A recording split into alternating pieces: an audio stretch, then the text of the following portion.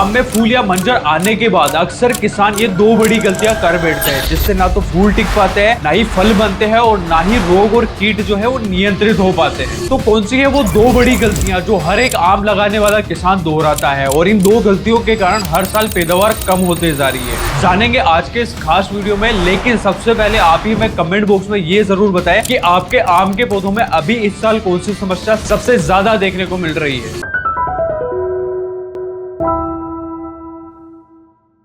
किसान मित्रों, अभी तक हमने आम की खेती के ऊपर 2 वीडियो ऑलरेडी बना दी है। अगर आपने वो वीडियो अभी तक नहीं देखे तो जल्दी से जाके उन्हें एक बार चेक कर लीजिए, तभी आप स्टेप बाय स्टेप जानकारी जान पाएंगे। तो जल्दी से एक बार उन्हें चेक कर लीजिए। और अभी तक कात्यायनी ऑर्गेनिक्स के यूट्यूब चैनल को सब्सक्राइब नहीं करा है तो जल्दी से नीचे दिए बटन पर क्लिक करके चैनल को सब्सक्राइब कर लीजिए और बिना किसी देरी के इस वीडियो को अपन शुरू करते हैं। किसान मित्रों, सबसे पहले समझते हैं कि आम के पौधों में फूल कब आते हैं। तो किसान मित्रों, आप ऑलरेडी जानते हो कि आम का जो पौधा रहता है उसके अंदर सिर्फ एक ही बार आती है, मतलब कि साल में सिर्फ एक ही बार फूल आते हैं। और यही वो चांस रहता है जब अपन ज्यादा से ज्यादा आम की फसल से पैदावार भी प्राप्त कर सकते हो और फ्रूट की जो क्वालिटी है वो अपन जितना इंप्रूव कर सकते हैं ना, अपने को इसी स्टेज पे करनी पड़ती है। अब ये जो हालांकि फ्लावरिंग रहती है ना, कुछ वेराइटियों में जल्दी आ जाती है, कुछ में थोड़ी लेट आ सकती है। जैसे कि साउथ साइड में अगर अपन जाएंगे तो बैंगनपल्ली जो वेरायटी रहती है या फिर सफेदा जैसे अपन बोलते हैं, इस वेरायटी में बहार जो रहती है, मतलब फ्लावरिंग जो रहती है ना, वो थोड़ी जल्दी आ जाती है। वहीं पर दशहरी और चौसा जैसी जो वेराइटियां रहती है ना, उसके अंदर फ्लावरिंग यानी कि बहार जो रहती है वो थोड़ी लेट आती है, लगभग फरवरी और मार्च में आती है। उसी कारण से इसका जो आम रहता है ना, वो मार्केट में थोड़ा लेट आता है। तो कुल मिला के आम की जितनी भी वेराइटियां है उनकी फ्लावरिंग या फिर बहार जो आप देखोगे वो लगभग दिसंबर, जनवरी, फरवरी और मार्च, ये 3-4 महीनों में ही आपको देखने को मिलती है। वेराइटी के ऊपर डिपेंड करता है। कोई सी अगेती वेराइटी है तो उसके अंदर फ्लावरिंग थोड़ी जल्दी आ जाएगी और कोई लेट वेराइटी है तो उसमें थोड़ा लेट देखने को मिलता है। किसान तो वीडियो में आगे बढ़ते हैं और बात करते हैं वीडियो की पहली गलती के बारे में, जिसे अक्सर हर एक आम लगाने वाला किसान दोहराता है। वही है सिंचाई प्रबंधन सही से नहीं करना। जी हाँ किसान मित्रों, आम के पौधों के अंदर सिंचाई प्रबंधन सबसे ज्यादा और सबसे इंपॉर्टेंट रोल प्ले करता है। अगर आपके आम के पौधों के अंदर फ्लावरिंग आ रही है या फिर पौधों के अंदर मंजर जो है वो बनना शुरू हो गया है ना, तब आपको पूरी तरीके से पौधे के अंदर पानी जो है वो रोक देना है। क्योंकि क्या होता है ना कि अगर अपन फ्लावरिंग स्टेज पे पानी देते हैं तो सबसे बड़ी समस्या देखने को मिलेगी। पहले तो फूल जो है वो जड़ जाएंगे, उसके बाद में भी आम के फूल नहीं जड़ रहे ना, तो एक समस्या और देखने को मिलती है, वो है फ्लावरिंग डिले हो जाना है। यानी कि जहां पर मंजर निकलना होता है ना, वहां पर मंजर ना निकल के हरी पत्तियां निकलने लगती है, पौधे की वानस्पतिक वृद्धि जो है वो ज्यादा होने लगती है। उसी कारण से फूल जो है वो लेट आते हैं और लेट आने के कारण सीजन जो रहता है ना आम का, वो डिले हो जाता है। अब किसान मित्रों, आप ये तो समझ रहे होंगे कि आम के पौधों में फूल आने की अवस्था पर आपको पानी पूरी तरीके से रोक देना है। अब ये रोकना क्यों है? रोकने के पीछे एक ही कारण होता है, वो है पौधे को थोड़ा स्ट्रेस देना। क्योंकि अगर पौधे को अगर अपन स्ट्रेस देते ना, तो पौधे की वानस्पतिक वृद्धि जो रहती है ना, वो कंट्रोल होती है और पौधों के अंदर ज्यादा से ज्यादा आपको फूल देखने को मिलते हैं। और पौधे की जो सारी ऊर्जा रहती है ना, वो वानस्पतिक वृद्धि न करके पौधों के अंदर फ्लावरिंग ज्यादा लाने के लिए लग जाती है। मतलब यूं कहूं कि जो वानस्पतिक वृद्धि है वो कंट्रोल होती है और रिप्रोडक्टिव जो प्रोसेस है वो तेज हो जाती है। उसी कारण से फ्लावरिंग जो है वो आपको ज्यादा देखने को मिलती है और साथ ही साथ में फ्लावर जो है वो अच्छे से सेड भी हो पाते हैं। अब उसके बाद में आपको पानी कब देना है? पानी आपको तब छोड़ना है जब फ्लावर अच्छे से सेट हो जाए और फ्रूट जो है वो मटर के दाने के आकार का हो जाए। ऐसी कंडीशन पर आपको पानी दे देना है। अब ऐसा नहीं है कि आप पानी जो है वो पूरा का पूरा खेत भर दे, आपको खेत नहीं भरना है, हल्की सिंचाई देनी है। हल्की सिंचाई मतलब आप खेत की नमी जो है वो चेक करनी है, आपको लड्डू बना के देखना है, लड्डू बन रहा है पूरा और नीचे गिरा रहे हैं, अगर वो फूट नहीं रहा है तो खेत के अंदर पर्याप्त नमी है, आपको पानी नहीं देना है। और लड्डू अगर आप नीचे गिरा रहे हैं और वो लड्डू पूरी तरीके से बिखर रहा है तो आपको सोच लेना है कि उसके अंदर जो पानी की है वो कमी आ रही है। तो ऐसी कंडीशन पर आप सिंचाई दे सकते हो। ज्यादा पानी नहीं देना है, हल्की हल्की सिंचाई आपको देते रहना है, जिससे आम का फल जो है वो अच्छे से विकसित हो पाएगा और साथ ही साथ में फल की जो क्वालिटी है ना वो भी धीरे धीरे करके अच्छी बनती रहेगी। किसान तो वीडियो में आगे बढ़ते हैं और बात करते हैं उस दूसरी गलती के बारे में जिसे हर एक आम लगाने वाला किसान जानबूझकर दोहराता है। वही है कीटनाशकों का स्प्रे ज्यादा कर देना। फ्लावरिंग स्टेज पर आपको हमेशा एक बात ध्यान रखनी है कि आपको जो है वो कोई सा भी कीटनाशक हो, चाहे वो हल्का हो या फिर हेवी कीटनाशक हो, आपको स्प्रे नहीं करना है। क्योंकि इससे पहला बड़ा नुकसान तो ये होगा कि फूल जो है वो पूरी तरीके से जड़ जाएंगे और दूसरी सबसे बड़ी समस्या ये आएगी कि आपके आम के जो पौधे हैं ना, उसके अंदर जो भी मंजर लग रहा है, उसके अंदर जो भी फूल लग रहा है ना, उसके ऊपर मधुमक्खियां नहीं आएगी। और मधुमक्खियां अगर नहीं आएगी तो पौधे के अंदर पोलिनेशन की जो प्रक्रिया है ना वो अच्छे से नहीं हो पाएगी। अब ये जो मधुमक्खियां रहती है ना, ये आम के पौधों के अंदर पोलिनेशन की प्रक्रिया को कंप्लीट करने के लिए सबसे ज्यादा जरूरी है। क्योंकि आम का जो पौधा रहता है ना वो एक क्रॉस पोलिनेटेड क्रॉप है, मतलब इसके अंदर पोलिनेशन जो रहता है ना वो